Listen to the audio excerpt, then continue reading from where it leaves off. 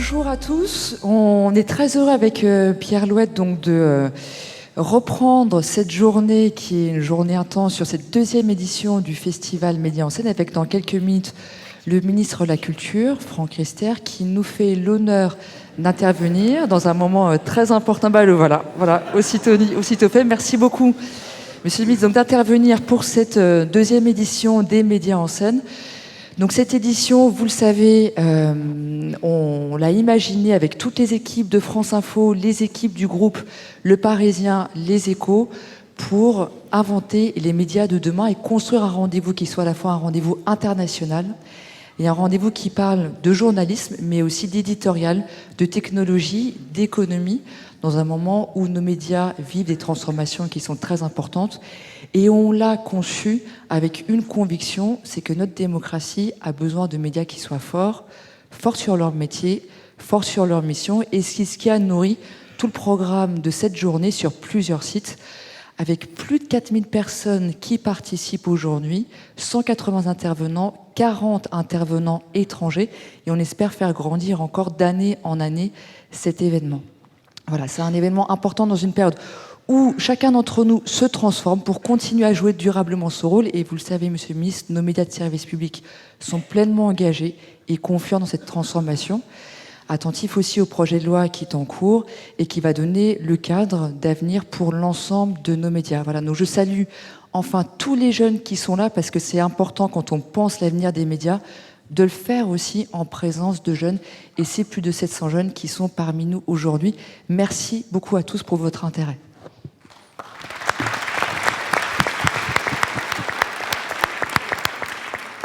Juste un micro-mot de ma part. Bonjour à toutes et à tous. Comme Sybille l'a dit, on est très heureux de vous accueillir aussi nombreux pour cette deuxième édition.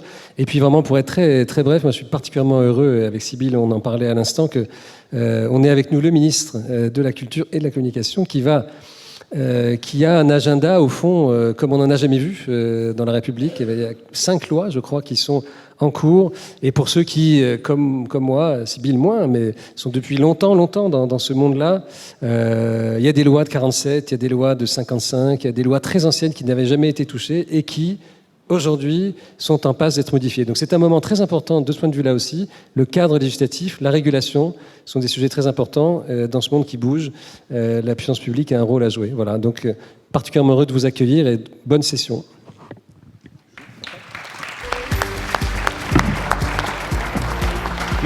Merci, chère Sybille, merci, cher Pierre, mesdames et messieurs, chers amis, c'est évidemment pour moi un vrai plaisir de me retrouver ici de nouveau dans cette salle, un an après ma première sortie en tant que ministre, pour la première fois que je m'exprimais sur ces sujets médias, ici à Médias en scène. Et je voudrais vraiment remercier toutes celles et ceux qui permettent que Médias en scène soit un succès.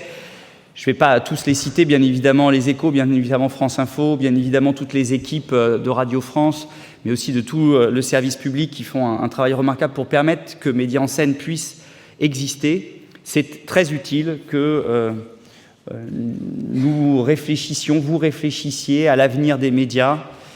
Les pouvoirs publics, comme l'a dit Pierre, sont là pour accompagner, sont là pour faire évoluer le cadre dans lequel les uns et les autres évoluent, mais ne peut pas se substituer à cette richesse de création que vous représentez.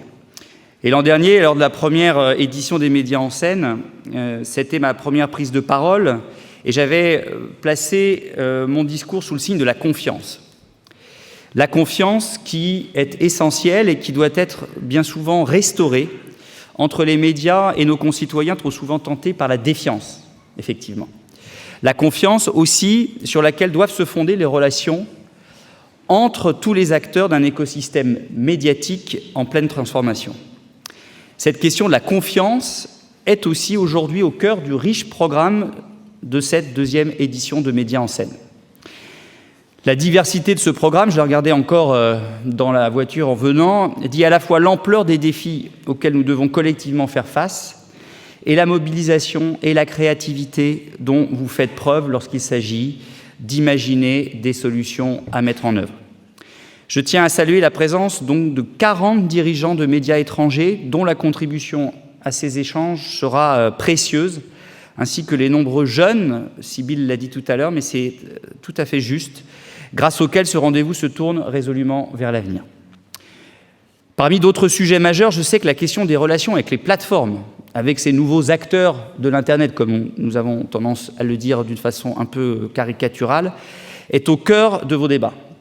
Ces acteurs qui sont tout à la fois des diffuseurs et des producteurs d'informations bouleversent les équilibres du secteur. Et cette question centrale, je l'ai placée dès que je suis devenu ministre au cœur des préoccupations du ministère. L'année écoulée, comme l'a dit Pierre, a été riche, en particulier dans son activité législative. 4 lois ont été votées et une 5e, bien évidemment, a été présentée et va être débattue à partir du début de l'année prochaine. Dans ces 4 lois, je pense à la loi relative à la manipulation de l'information, c'est même une 5e loi, adoptée en décembre dernier.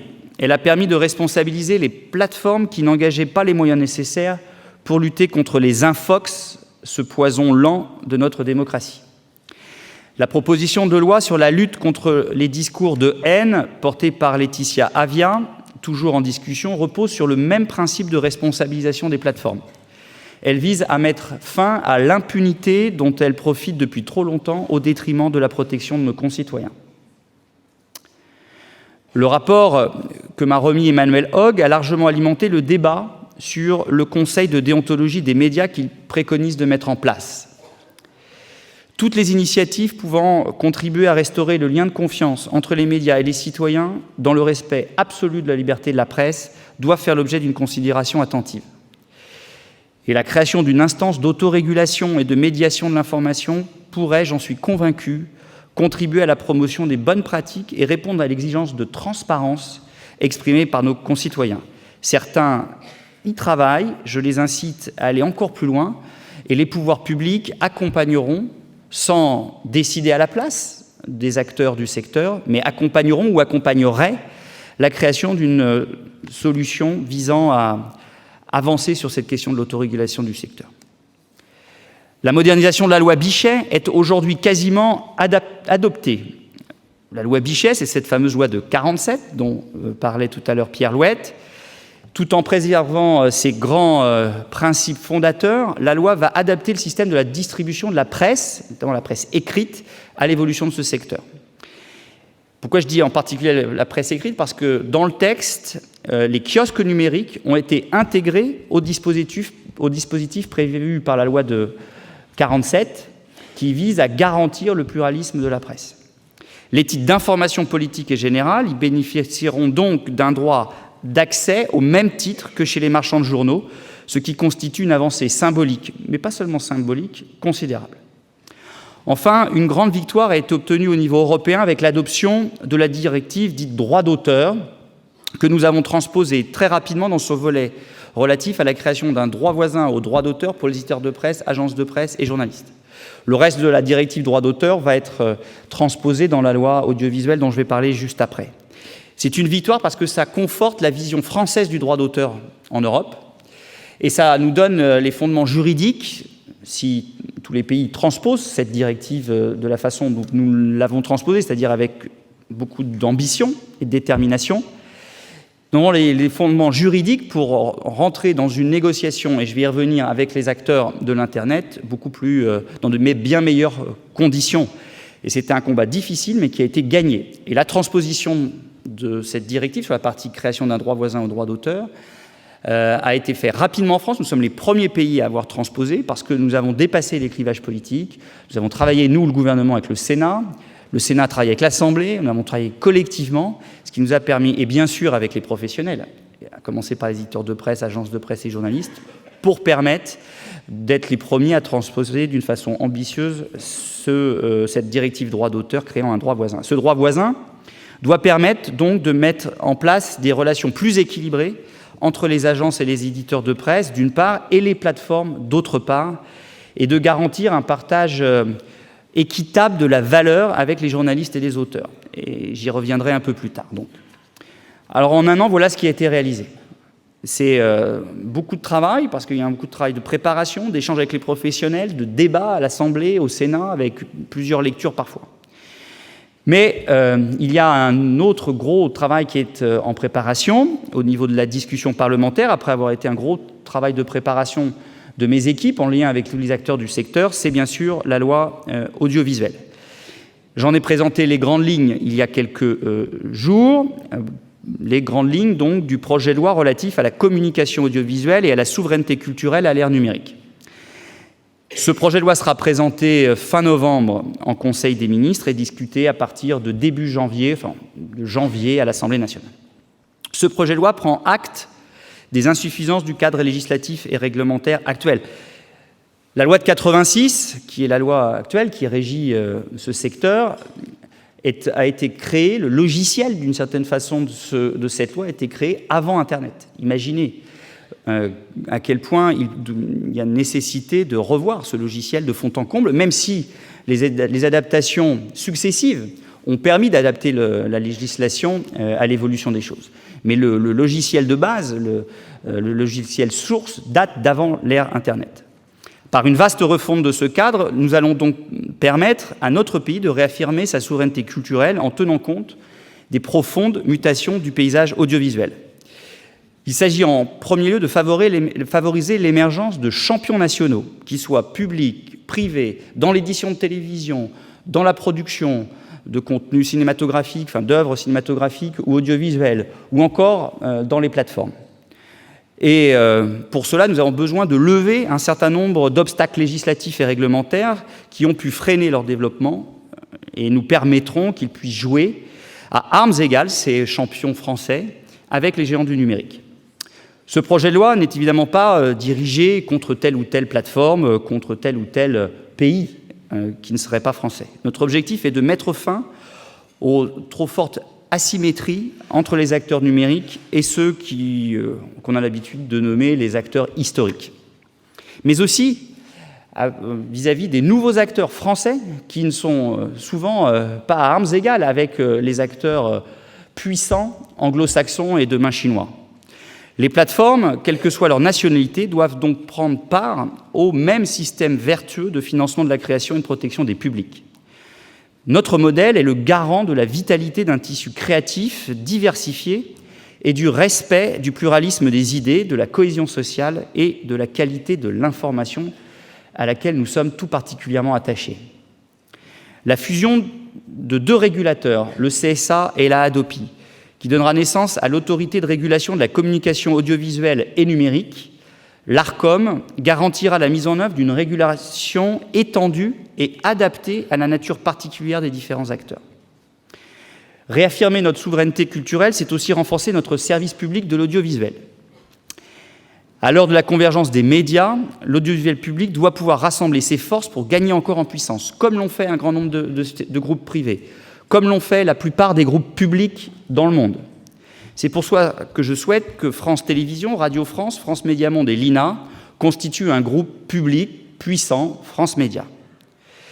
La nouvelle gouvernance de ce groupe modifiera le mode de nomination actuel pour faire évoluer aussi la composition des conseils d'administration pour garantir l'indépendance de ce groupe public par rapport à l'État et de lui assurer la pérennité de son action.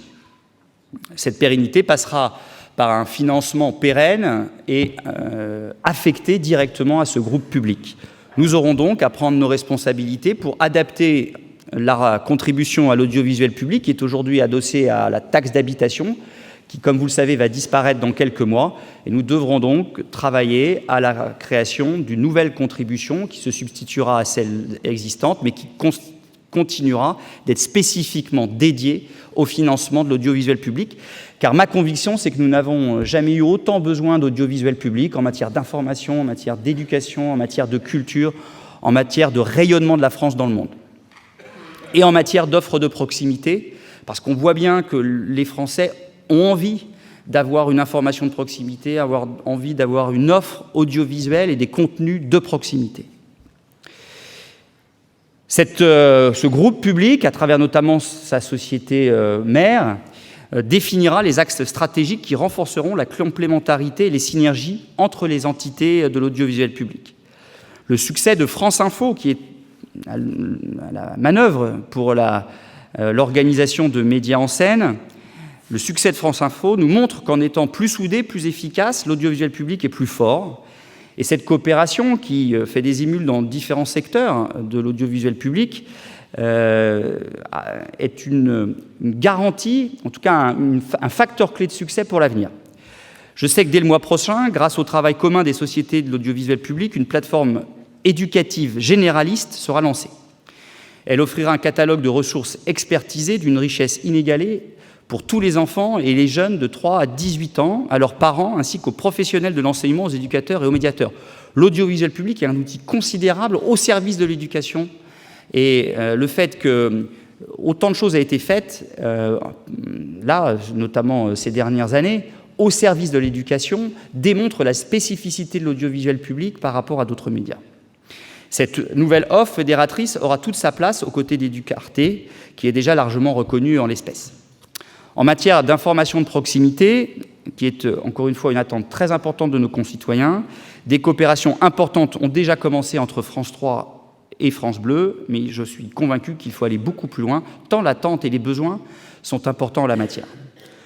Mon ambition pour l'audiovisuel public, c'est qu'il puisse, il l'est déjà en partie, mais qu'il le soit encore davantage demain, une référence en Europe et un vrai partenaire des autres groupes publics européens pour bâtir une réponse spécifique européenne publique aux enjeux des médias demain et après-demain.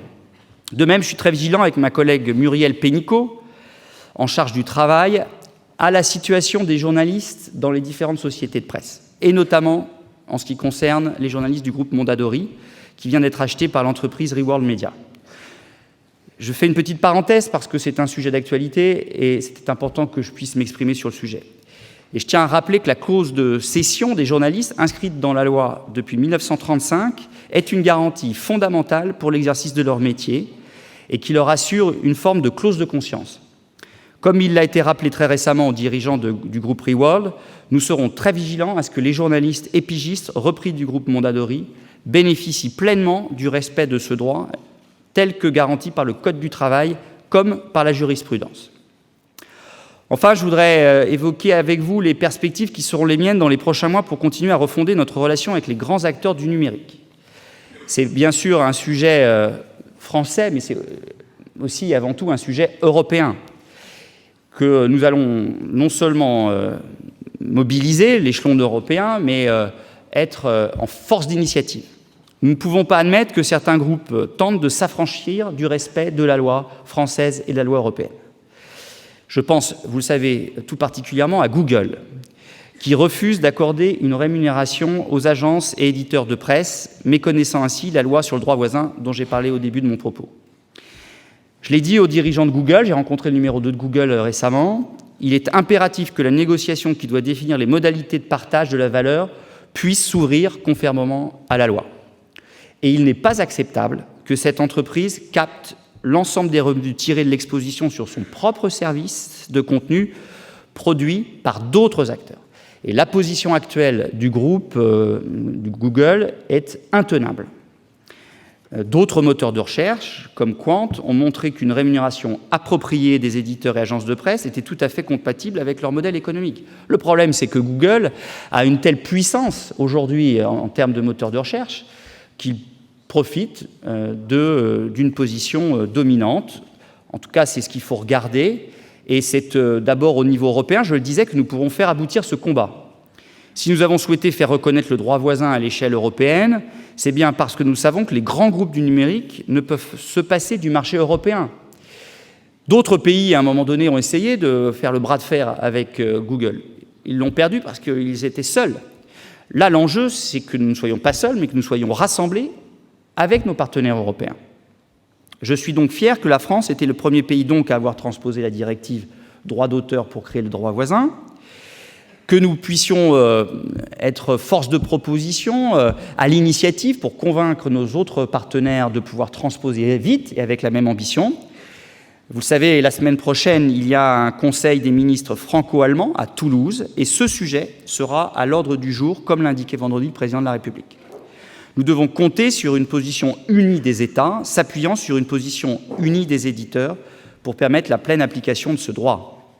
Je sais que d'ailleurs Pierre Louette, qui s'exprimait tout à l'heure, est vraiment cheville ouvrière et leader de ce pack des éditeurs de presse au service de la négociation avec Google, en lien bien évidemment avec les pouvoirs publics.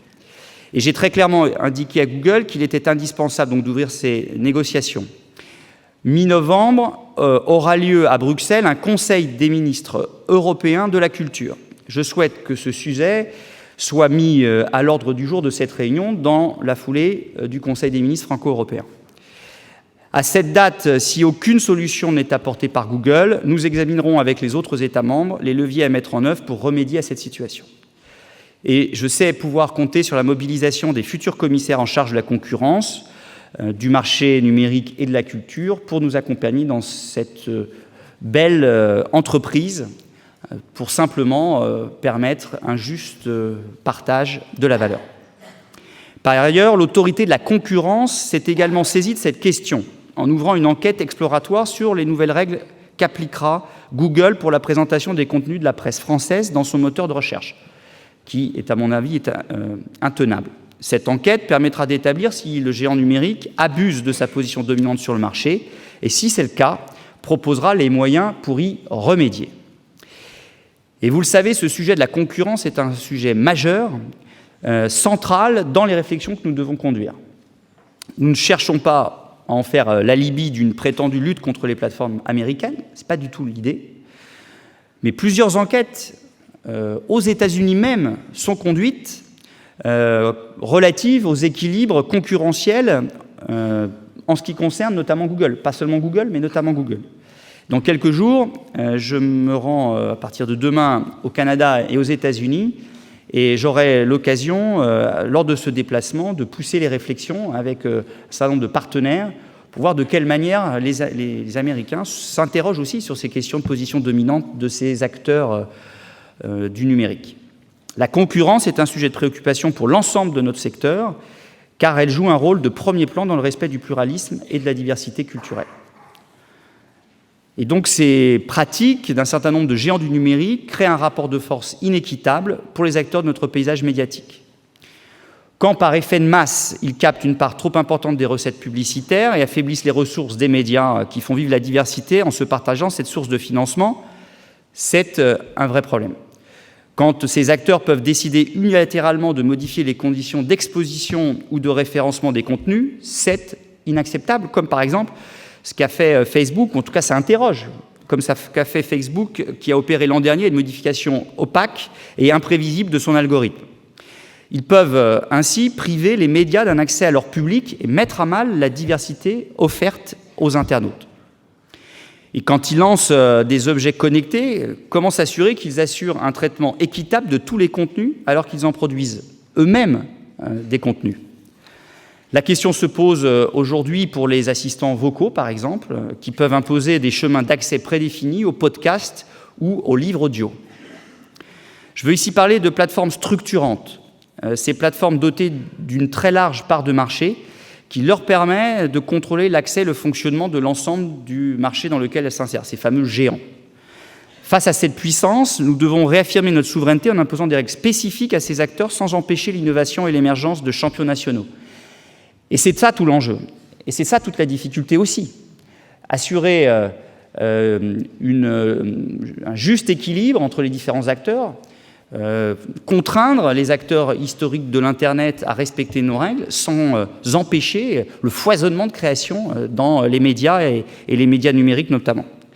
Cette question doit donc être inscrite à l'agenda de la nouvelle Commission européenne. L'échelon européen est en effet le seul qui offre des moyens juridiques nécessaires pour responsabiliser les plateformes.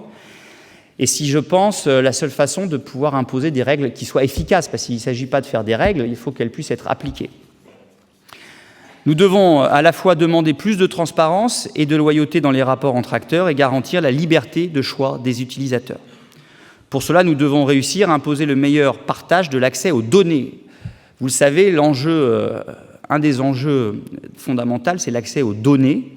Et donc, une obligation de transparence des algorithmes doit aussi être décidée pour s'assurer que l'accès aux données est possible. Ou encore, nous devons exiger que soit garantie l'interopérabilité des services pour qu'aucune plateforme ne puisse poser la barrière d'accès à un service. Voilà, beaucoup de sujets qui vont être à l'ordre du jour de nos travaux européens, mais aussi de nos travaux français, parce que la France a toujours été sur ces sujets-là leader, ou parmi les leaders, pour être force de proposition. Donc nous devons, nous, mener cette réflexion, mener ces combats idéologiques, combats scientifiques, intellectuels, au service de l'évolution de l'environnement des médias en Europe et en France en particulier. Et a été, ces derniers jours, interrogé ce qui avait été évoqué sur le mode de vie européen. Je ne sais pas si c'était le bon terme, mais en tout cas, l'idée que nous ayons une conception européenne du pluralisme, de la liberté de la presse, de l'accès diversifié à des contenus audiovisuels et numériques est une des spécificités de l'Europe et que nous devons nous attacher à conserver avec force et détermination. C'est l'état d'esprit du président de la République, c'est le mien, c'est celui de tout le gouvernement et de tous les pouvoirs publics, qu'ils soient administration ou régulateurs. Nous devons, avec vous, mener ce combat pour la souveraineté culturelle européenne et mener ce combat pour la liberté de la presse, le pluralisme de la presse et pour le foisonnement diversifié des contenus audiovisuels dans notre pays. Merci à vous. Merci beaucoup. Merci. Franck Riester, merci beaucoup. Ministre de la Culture et de la Communication.